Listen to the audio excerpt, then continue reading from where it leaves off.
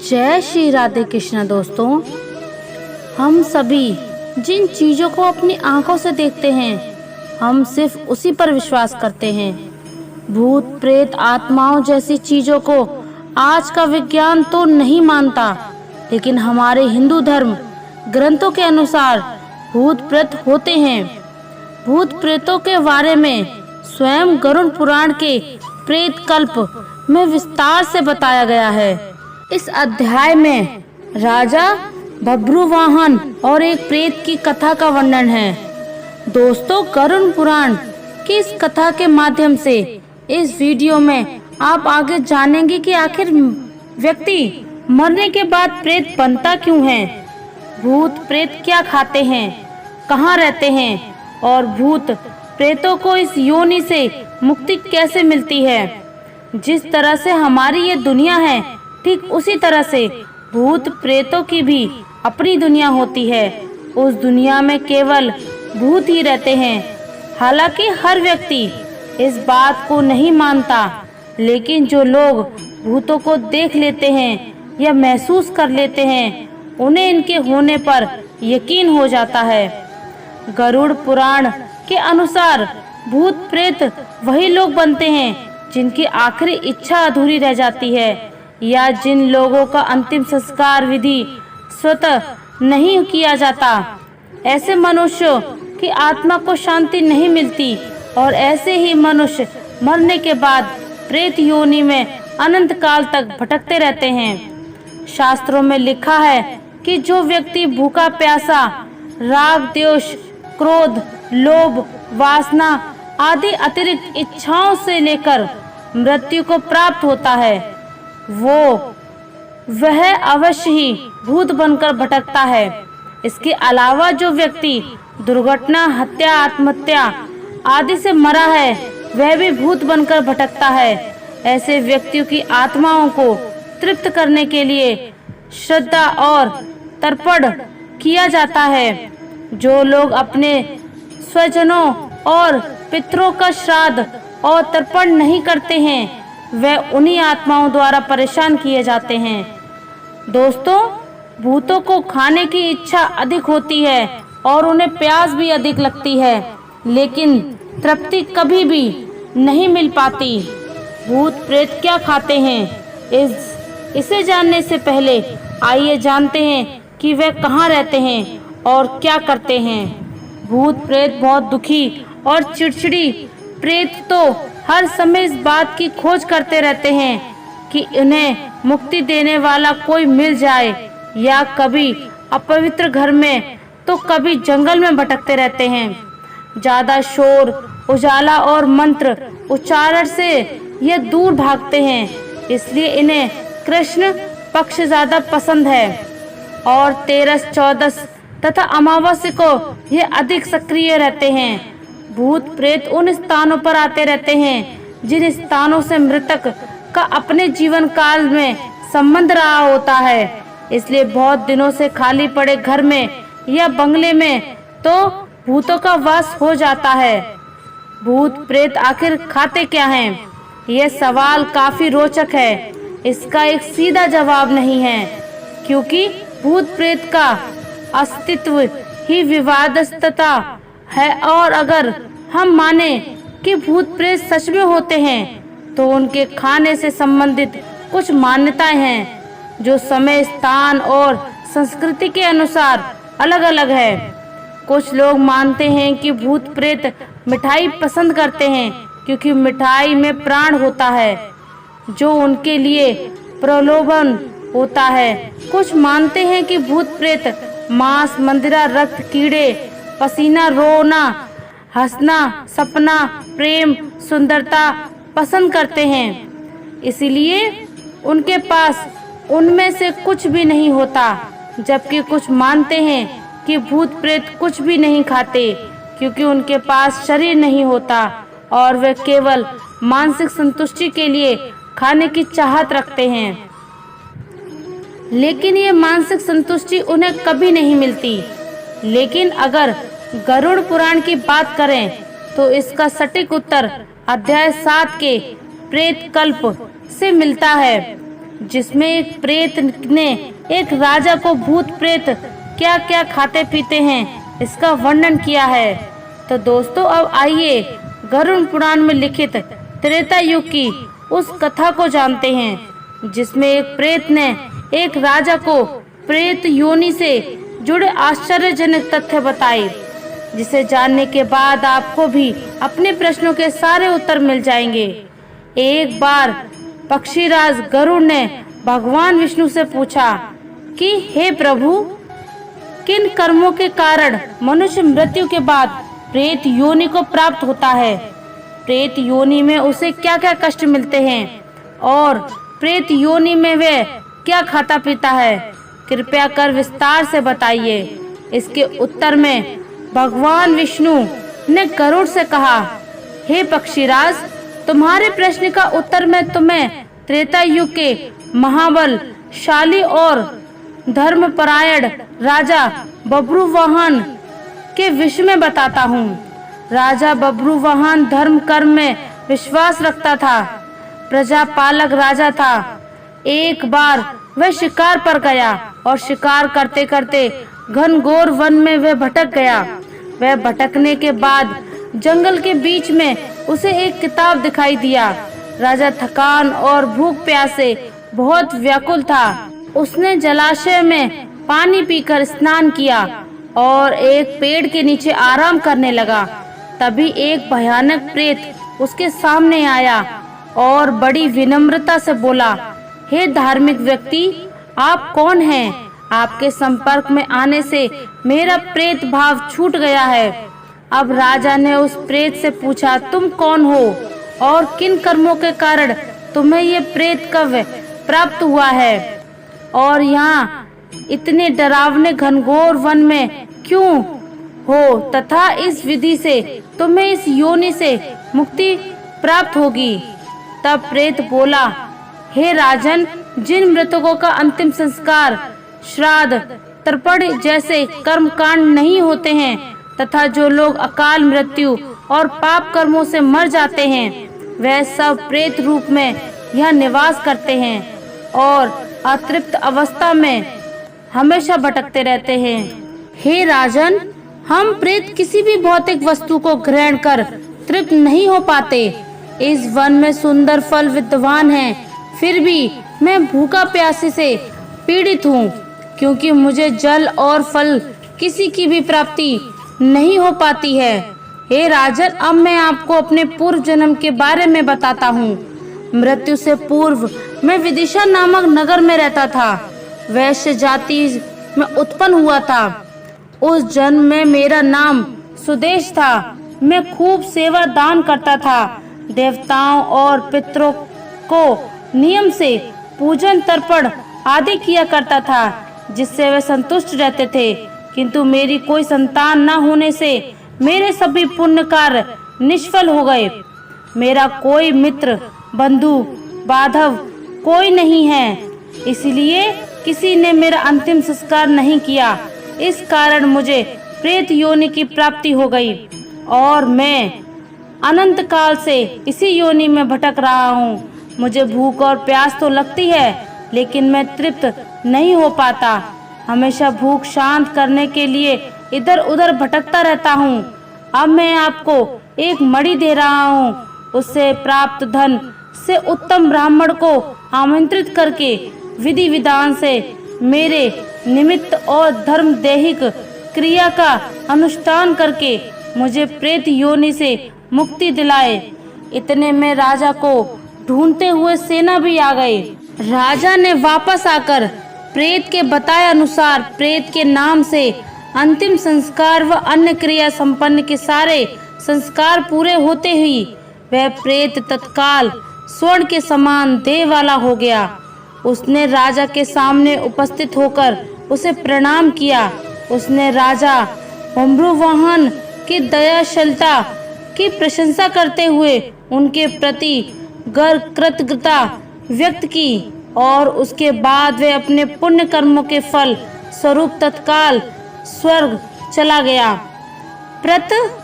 मृत व्यक्ति के निमित्त उसके परिवार वाले ही नहीं, बल्कि कोई भी अंतिम संस्कार की क्रिया को संपन्न करा सकता है। दोस्तों, मृत्यु के समय और मृत्यु के बाद मनुष्य को अपने सूक्ष्म शरीर का अनुभव होता है, इसलिए उसे भूख प्यास का अनुभव तो होता है, लेकिन स्थूल शरीर न होने के कारण वह तृप्त नहीं हो पाता।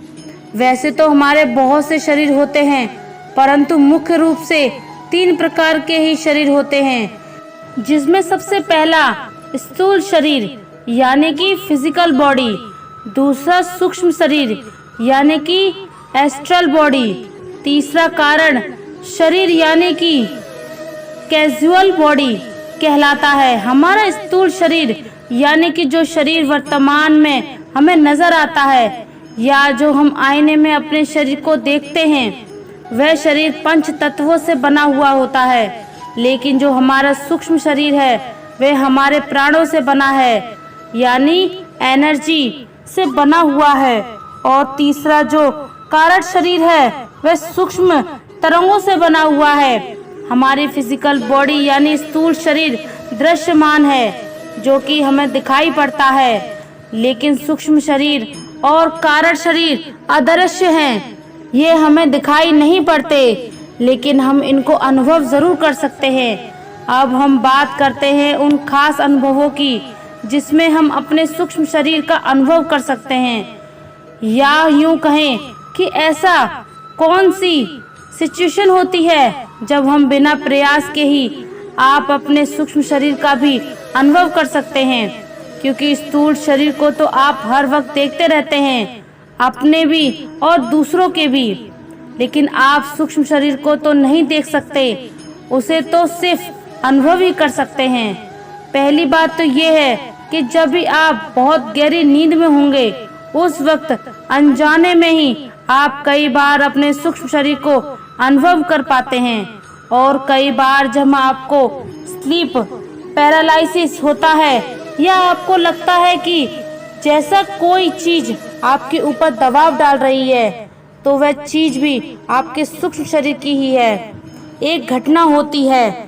और कई बार जब आप सुप्तावस्था में होते हैं, लेकिन आपकी चेतना कुछ अंशों तक जागी रहती है, तो उस स्थिति में भी आप अपने सूक्ष्म शरीर के दर्शन कर लेते हैं। इसके अलावा जब आप गहरे ध्यान से होते हैं और आप अक्सर ही अपने सूक्ष्म शरीर का अनुभव कर सकते हैं। और जब आपकी मृत्यु हो रही होती है, उस वक्त भी और उसके बाद भी आप अपने सूक्ष्म शरीर को महसूस कर सकते हैं। क्योंकि जब तक आपका स्थूल शरीर खत्म नहीं हो जाता, तो फिर सूक्ष्म शरीर ही बचता है। इसलिए मृत्यु के समय और मृत्यु के बाद भी आप अपने सूक्ष्म शरीर का अनुभव कर सकते हैं। इसके अलावा कई बार आपने देखा होगा कि आप अकेले बैठे हैं और अचानक आपको लगता है कि आपके आसपास कोई है, लेकिन कोई होता नहीं है। मानो एक झलक सी आती है कुछ सेकंड के लिए, तो वह आपके सूक्ष्म शरीर की ही एक झलक होती है। फिर अनजाने में आप किसी को नोटिस कर लेते हैं, या हो सकता है वह आपका सूक्ष्म शरीर ना हो बल्कि कोई आत्मा हो, तो आपके आसपास मंडरा रही हो, जिसको आपने अपनी छठी इंद्री से नोटिस कर लिया होता है। कई बार ऐसा होता है कि जैसे आप किसी सड़क पर तेजी से गाड़ी चलाते हुए जा रहे हैं, अचानक सामने से कोई बच्चा या जानवर आ जाता है, तो आप सेकंड के 1000वें हिस्से में ब्रेक लगाते हैं और तुरंत गाड़ी रोककर उस बच्चे या जानवर की जान बचा लेते हैं। तो उस समय जो आपके अंदर एनर्जी आती है, वह आपके सूक्ष्म शरीर से ही आती है, यानी कि आपका सूक्ष्म शरीर ही उस वक्त आपको संकट से निकालता है। यह तो मैंने सिर्फ एक उदाहरण दिया है, इस प्रकार के कई और उदाहरण होते हैं जिसमें आपका ही सूक्ष्म शरीर आपकी रक्षा करता है। कभी कभी जब हम गहरे ध्यान में जाते हैं और कई बार आपको आउट ऑफ बॉडी एक्सपीरियंस होता है, यानी आपका स्थूल शरीर आपकी बॉडी से बाहर आ जाता है, क्योंकि हमारा स्थूल शरीर जो गुरुत्वाकर्षण से बंधा हुआ होता है, लेकिन हमारे सूक्ष्म शरीर के ऊपर गुरुत्वाकर्षण का कोई प्रभाव नहीं होता। इसलिए कई बार ध्यान के दौरान आपको ऐसा लगेगा कि जैसे आपका सूक्ष्म शरीर आपके फिजिकल बॉडी से बाहर निकलकर हवा में तैरने लग रहा है। तो यह सूक्ष्म शरीर का अनुभव है। और छोटे मोटे लम्हों के दौरान जैसे आपको जब कोई खुशखबरी मिलती है तब आपका शरीर एकदम से खुशी के मारे फैल जाता है और बहुत खुशी महसूस होगी। यहाँ पर आपका जो शरीर फैलता है वो घटना आपके स्थूल शरीर में नहीं घटती बल्कि आपके सूक्ष्म शरीर में ही घटती है। इसके अपोजिट आपको एकदम से कोई डर की खबर आ जाए तो आप एकदम से सिकुड़ जाते हैं और ये सिकुड़न भी आपके सूक्ष्म शरीर की ही होती है। अतः इस प्रकार के मिश्रित अनुभव कई बार हमारे जीवन में होते रहते हैं जिनमें आप अपने सूक्ष्म शरीर का अनुभव कर पाते हैं। अब हम कुछ और पहलुओं की बात करते हैं। हमारा सूक्ष्म शरीर 5 कर्मेंद्रियों, 5 ज्ञानेंद्रियों और 5 प्रकार के प्राणों से तथा मन और बुद्धि से मिलकर बना है। इसलिए जब कोई व्यक्ति मर रहा होता है तो सबसे पहले उसकी 5 कर्मेंद्रियां शनु होने लगती हैं। फिर उसके बाद 5 ज्ञानेंद्रियां भी मरने लगती हैं और फिर कुछ क्षणों के बाद उसके 5 प्राण भी धीरे धीरे शरीर को छोड़ने लग जाते हैं। मतलब जहाँ जहाँ सूक्ष्म शरीर के ने आपके स्थूल शरीर पर कब्जा किया हुआ है या जहाँ उसका निवास स्थान था वो वहाँ से हटने लगता है। इस प्रकार धीरे धीरे सूक्ष्म शरीर आपके स्थूल शरीर से अपने आप को बाहर खींचने लगता है।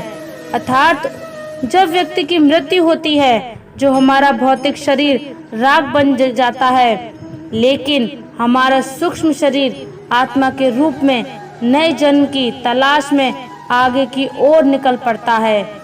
स्थूल शरीर की मृत्यु के पश्चात हमारे इस जन्म के और पिछले जन्म के जितने भी संस्कार, आदतें, विचार, इच्छाएं, कामनाएं, वासनाएं और भावनाएं होती हैं, ये सभी चीजें बीज के रूप में हमारे सूक्ष्म शरीर में ही संग्रहित रहती हैं। यानी कि हमारा भौतिक शरीर तो मर जाता है लेकिन हमारी वासनाएं, इच्छाएं नहीं मरती। फिर इन्हीं इच्छाओं और वासनाओं के अधीन होकर हमारा सूक्ष्म शरीर अगले जन्म की तैयारी में लग जाता है और अगला जन्म इन्हीं इच्छाओं के कारण वैसा ही शरीर ले लेता है।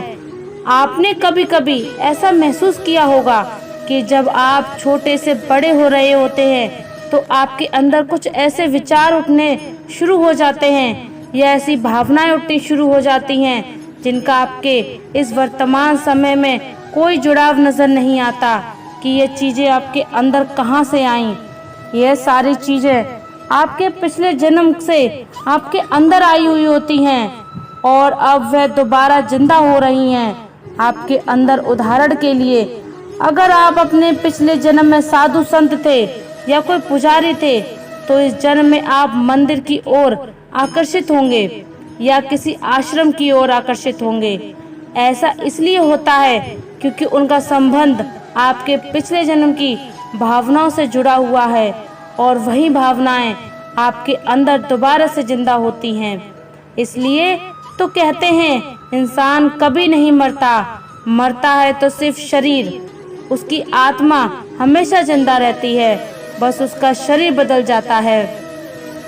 और न केवल पिछले जन्म में बल्कि वर्तमान में भी जन्म अभी आप जी रहे हैं जिसमें भी यह प्रक्रिया जारी रहती है। हमारा सूक्ष्म शरीर लगातार विचारों और भावनाओं के द्वारा सूचनाओं को इकट्ठा करता रहता है और फिर उन्हीं सूचनाओं के अनुसार हमें अच्छे या बुरे रूप में अपने प्रभावों को देता रहता है। अब तब आपको यह मालूम चल गया होगा कि जो हमारा मुख्य कर्ता धर्ता है वह हमारा स्थूल शरीर नहीं है बल्कि हमारा सूक्ष्म शरीर है।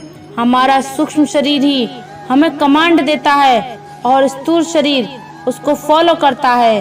इसलिए हमें अपने भौतिक शरीर को नियंत्रण में करने से कोई लाभ नहीं होने वाला, बल्कि हमें अपने सूक्ष्म शरीर को नियंत्रण में रखना होगा। क्योंकि जब आप अपने सूक्ष्म शरीर को नियंत्रण करेंगे या उसको सही स्थिति में रखेंगे तो आपका भौतिक शरीर भी अपने आप नियंत्रण में आ जाएगा। क्योंकि जो कुछ भी घटना घटती है पहले वह सूक्ष्म शरीर में ही घटती है, बाद में वह भौतिक शरीर में आती है। उदाहरण के लिए, जिस प्रकार हम किसी पौधे को विकसित करने के लिए उसके पत्तों को पानी नहीं देते बल्कि उसकी जड़ों को पानी देते हैं, क्योंकि जब हम जड़ों को पानी देते हैं तो पत्ते भी अपने आप खिलने शुरू हो जाते हैं। उसी प्रकार हमारा सूक्ष्म शरीर जड़ है और हमारा स्थूल शरीर पत्ते हैं। इसलिए हमें सबसे पहले अपने सूक्ष्म शरीर को मजबूत करना होगा, तत्पश्चात हमारा स्थूल शरीर भी अपने आप मजबूत होना शुरू हो जाएगा। प्रिय दोस्तों, आशा करते हैं आपको हमारा ये वीडियो पसंद आया होगा और अगर आप हमारे चैनल पर नए हैं तो चैनल को सब्सक्राइब कर लीजिए और कमेंट में जय श्री राधे कृष्ण जरूर लिख दीजिए। आज की इस वीडियो में बस इतना ही। धन्यवाद। जय श्री राधे कृष्ण।